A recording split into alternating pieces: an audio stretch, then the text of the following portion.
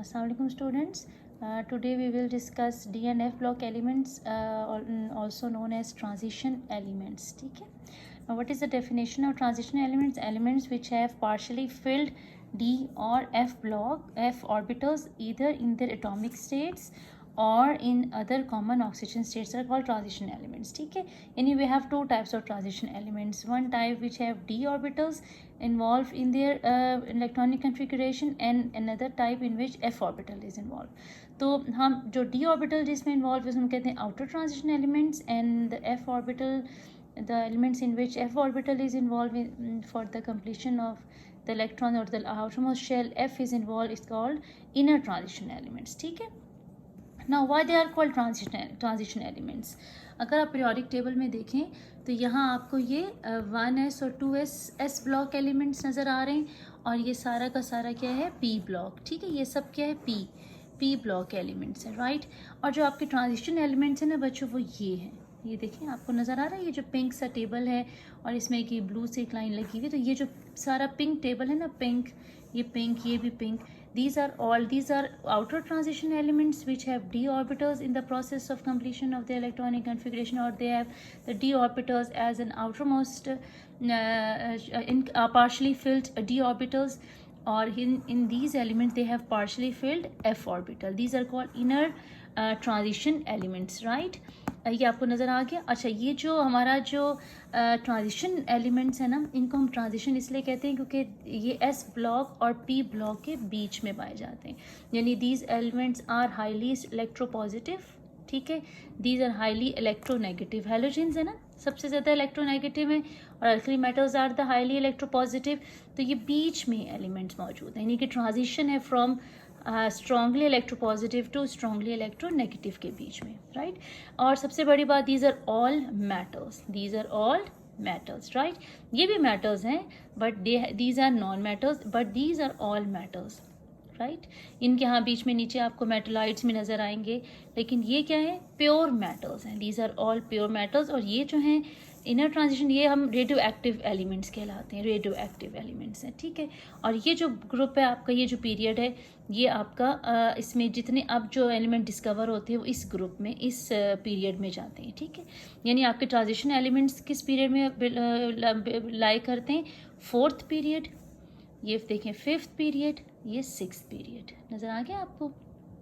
ठीक है, ये आपके आउटर ट्रांजिशन एलिमेंट्स हैं, डी, जिसमें डी ऑर्बिटल इन्वॉल्व है, पार्शियली फिल्ड डी ऑर्बिटल.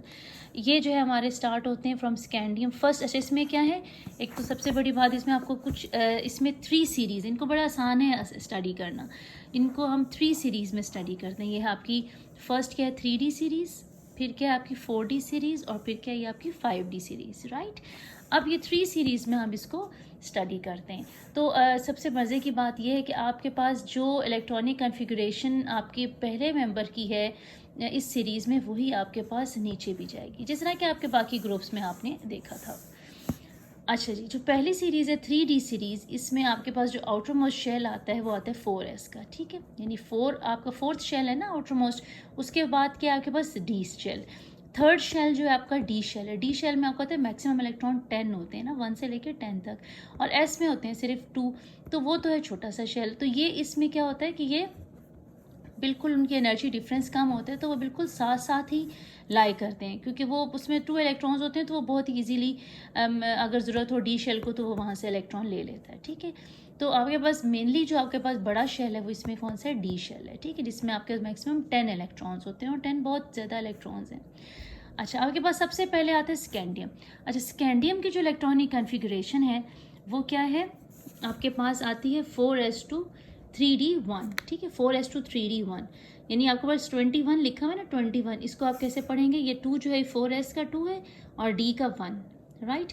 इसी तरह टाइटेनियम को पढ़ेंगे आप 22, तो ये क्या है 4s2 3d2. इसी तरह 23 है 4s2 3d3. इसी तरह 4s2 3d4, 4s2 3d5, 4s2 3d6, iron, cobalt, निकल, कैडमियम और जिंक.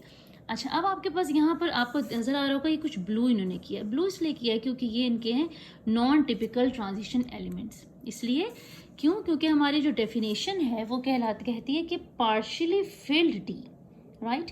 अब जिंक में आपके पास आ रहा है D10S2, D10S2, अब D10 का मतलब ये कम्प्लीटली फिल्ड है, ये तो उसको फुलफिल ही नहीं करा डेफिनेशन ऑफ ट्रांजिशन एलिमेंट को, ठीक है ना। तो इसको तो हमें इंक्लूड ही नहीं करना चाहिए ट्रांजिशन एलिमेंट्स में, क्योंकि इसमें तो partially field D10, partially field D नहीं है बल्कि कम्प्लीटली फिल्ड D10 है, तो हम इसलिए इनको कहते हैं नॉन टिपिकल ट्रांजिशन एलिमेंट्स।